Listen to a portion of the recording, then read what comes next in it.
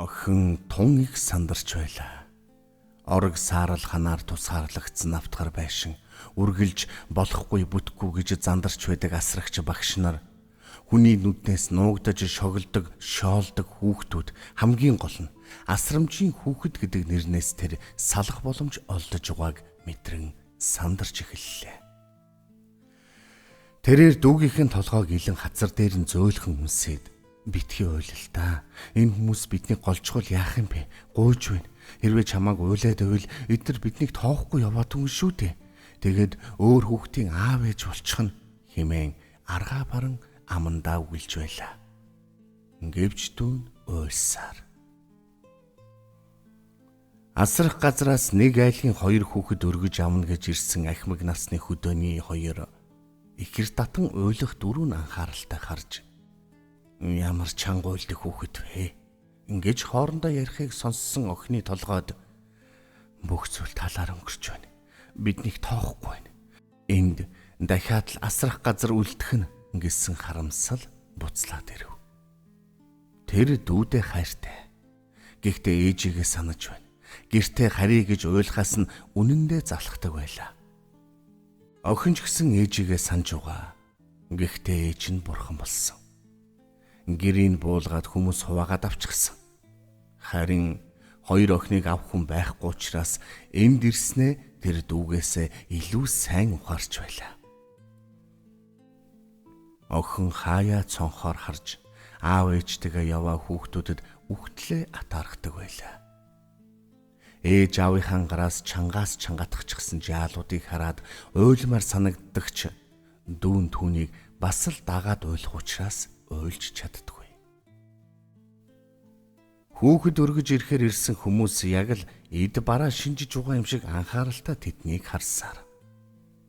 Захирал эмэгтэй хүүхдүүдийг хажууд нь байгааг ч мартсан бололтой. Манад нэг айлаас ирсэн хүүхдүүд олон байгаа шүү. Эднэр бол яг та нарын хэлснээр 8-аас 4 насныхан. Эрүүл ямар нэг өвчин эмгэггүй. Бас удмын хувьд цэвэр. Хулгайч гэмт хэрэгтнүүдийн хүүхэд байхгүй. Энэ жаргалмаа 8 настай, дүү мандаман 5-тай. Аав ээж хоёр нь айрсны хиний чэнж байсан юм. Автослоор нас орсон. Манай дээрээ 2 жил болж байна. Хоёулаа их хөөрхөн дуулдаг. Алуу жаргалмаа мандамаа бостоо. Энэ хүмүүст дуулаад үзүүлчих. Гэхэд охины хажууд сууж байсан жаргалмаа ухсхийн бослоо.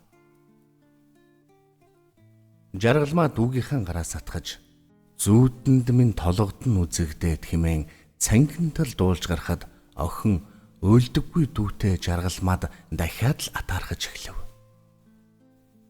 Жаргалмаагийн дүү мандамаа яг дүүтэй чидсав. Тэгсэн хэрнээ ердөөч уйлж ихчигээ зовоодаггүй. Бас үргэлж ихчгхэн хажууд байдаг. Гэтэл охины дүү өдөржин уйлж хүнжинэ. Хүүхдүүдтэй огт хонж тоглохгүй. Ганцаараа өрөөний буланд шигдэж тааз ширтээд суучихна. Охин дүүгийнхэн аясыг харсаар бүр сурчгсан байлаа. Түүнийг уйлахгүй байл багш нарч түүнийг загиндгүй учраас уйлынхаа дүүдээ үргэлж гомддог байлаа. Жаргалмаа дуулж дуусаад мэхийн ёслов. Захирал эмэгтэй алга ташиж "Үнэхээр хөөрхөн байгаа биз? Та хоёрт л гэж хэлэхэд энэ охтуудыг л ав. Их сэргэлэн хөөрхөн охид" хэмээн магтаж гарлаа. Хүүхэд өргөж авахар ирсэн хоёр ч гэсэн түүний үгийг сонсож толгойд охихыг харсан охины цээжинд хурцгсан байсан нулимс гинтхэн сул асгарч эхэллээ. Хоёр хацрын даган урсах том нулимс бөмбөлөг шиг хагарч угааг мэдсэн охин чимээгүйхэн уйлах гэсэн боловч тэр тэсэж чадсангүй. Орхиод явсан ээжигээ хизээч нүрэ харуулаагүй аавыгаа үргэлж уйлж байдаг дүүдээ гомдон уйлав. Бүр ихэр татан уйлж эхэллээ. Арай гэж асрамжийн газраас гарах гэж ухад бас л усан үдлээ дунсан дүүдээ тэр бүрчих гомдож байлаа. Ихэр татан уйлах эгчдүү хоёрыг харсан захирал уурсаж "Чимээгүй ээ. Өвдөж зовоогүй өсөж цангаагүй гэж байнга усан үдэлж байдаг юм. Буянгүй хогнууд" гэснээ хүүхэд өрчилж авахар ирсэн хоёрыг харан инээмсэглэж за та хоёр сонголтоо хийсэн байлгүй дээ. Манай өрөөнд очих уу? Ингээд хөдөөний өндөр хар ир охины зүг харснаа. Энэ уйлаад байгаа охтыг авнаа гэж эрс шийдэмгийн хэлснээ хаалгаар гарч одлоо. Охин тун их баяртай байлаа. Ачааны машины твшин дээр дүүгээ тэрврээд хизээж очиж угаагүй газар руу шин аав ээжтэйгээ хамт явж байна гэж тэр урднч төсөөлж байсангүй. Илүү дутуугүй ихнэр нөхөр хоёр огтод тэгтлээ найр тавиагүйч муухай ашигласангүй. Шин хувцас бас ундаа хэдийн чихэр авч өгөөд л гэртээ харьцгаая ингээд машин суусан учраас охин шин гэрээ ямар бол хэмээн төсөөлөн бодож байлаа. Олон малтай айлгсан. Тэгэхээр гой том гэр байгаа бах. Бас хүмүүс их цочилж ирдэг сайхан л гэр байж таараа. Химэн охин бодож чимээгүйхэн инээмсэглэж байлаа. Тэд очих газраа ирсэн бололтой. Машин зогсож шин аав ээж нь ч бас цүнх саваа аван буухаар бэлтгэж эхлэв. Охин тэднийг дагаж дүүгээ тэрэн машинаас буулаа. Үнэхээр нүдэндээ ч итгэсэнгүй.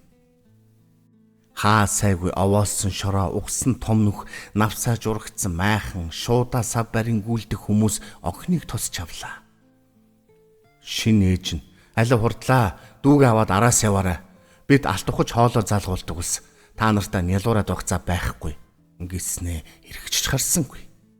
Гайхаж балмагцсан охин асрамжийн газар төмсөж байсан хідэн хувцастай цүнхээ үүрэн дүүгээ хөтлөөд сул боргих шороо манархан араас нь алхлаа.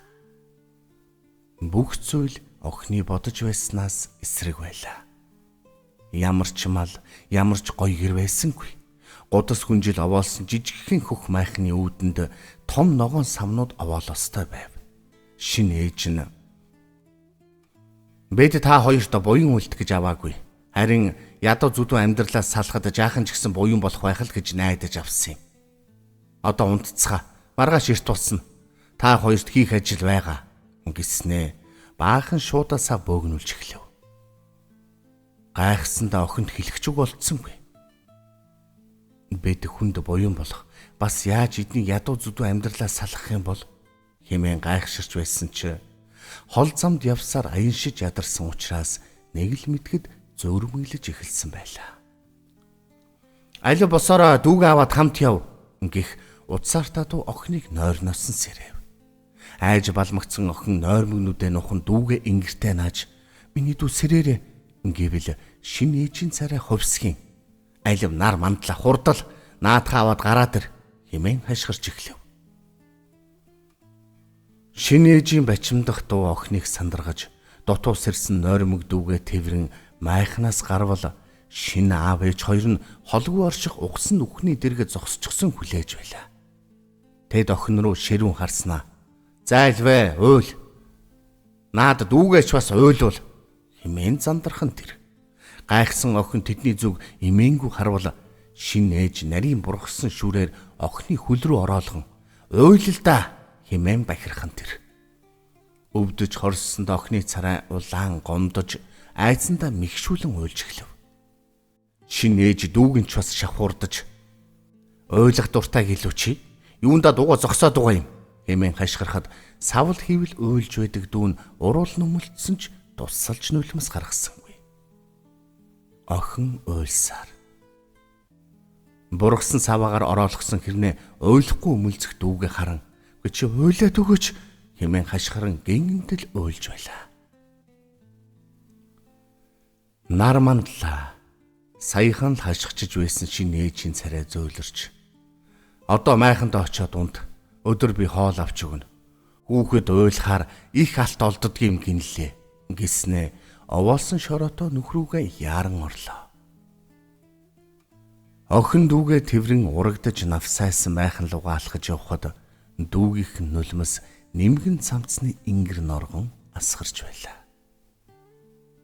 Нулимс алтны үнэтэй юу? Эсвэл алт нулимсны үнэтэй юу гэдгийг охин балчир оюунда тунгаах гээд чадсангүй. Харин өөртөө 3 хүүхэдтэй хэрнээ тэд яагаад асрамжийн газраас хүүхэд өргөж авах болсныг охин сая л ойлголоо.